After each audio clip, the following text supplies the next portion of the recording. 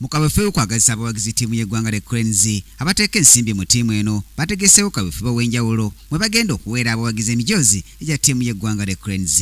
Bano nga bakulembeddwamu Sam Hooper bakakasizza nga bwe bagenda n'okuteekayo ebifo eby'enjawulo bannayuganda abatasobola egenda na mboole we banasobola okulabira omupiira guno. Kati eno campaign yaffe eno really eri mu phases 3.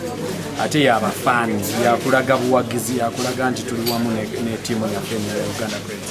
So ekisooka tusaba abantu bonna buli Friday bambala omujoozi gwa Uganda Cranes okulaga obuwagizi.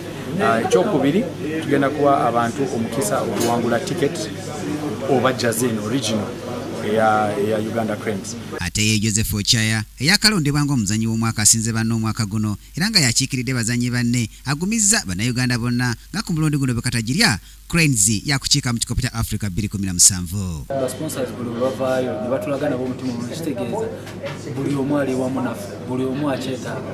So nze ni musanyufu okulaba nga at least bateeka mu nnyo kye basobola okulaba nga buli kimu kibeera kirungi ku sayidi yaffe. Cranes yakubiri mu kibinja D ekikulembeddwa Burkina Faso era nga yakukyaza Komorose Nambole ennaku z'omwezi 3 omwezi ogujja. Okusinziira ku mutendesi Michos Dejovic wakulangira squad ku lwokusatula wiiki eno era nga okutendekebwa kusuubira okutandika ennaku z'omwezi 28 omwezi guno. Ku Kingdom TV amalindira g'ebyemizannyo nze Brian Katende.